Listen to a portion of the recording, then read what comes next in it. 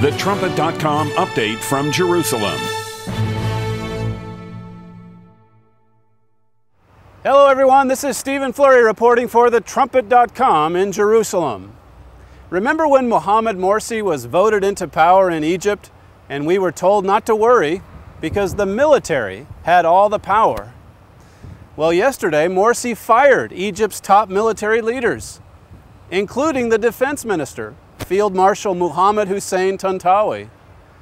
Now, not long ago, Tantawi himself vowed not to let the Muslim Brotherhood dominate Egypt.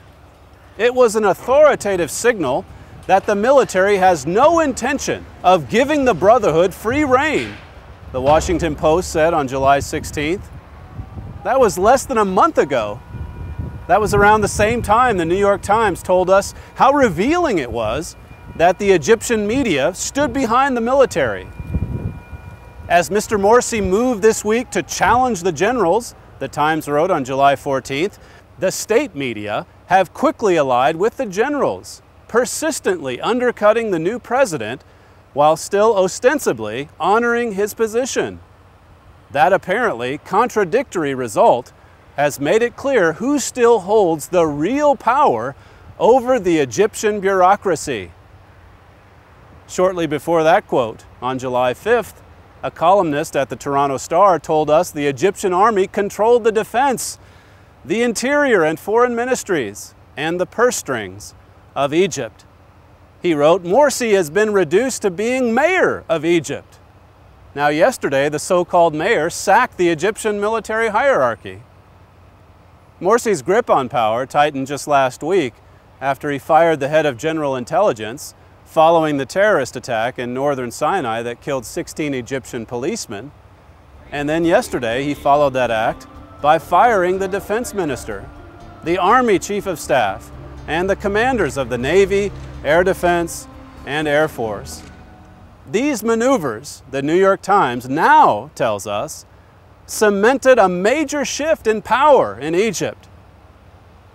A Washington Post columnist now says it's indisputable that the Muslim Brotherhood, quote, has tightened its grip on Egypt, controlling the military as well as the presidency and the parliament.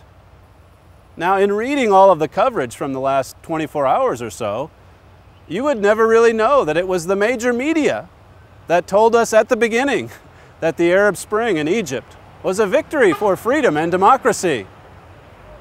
They told us the Muslim Brotherhood would not gain the majority that they wanted in Parliament. They told us the Brotherhood would never have a candidate for the presidency, or that the Brotherhood would never be president in Egypt. And they told us following that, when Morsi was elected, that the military council would retain full control. Today, the Washington Post acknowledges the indisputable truth, it says, that the Muslim Brotherhood controls the presidency, the parliament, and the military. This is Flurry reporting from Jerusalem.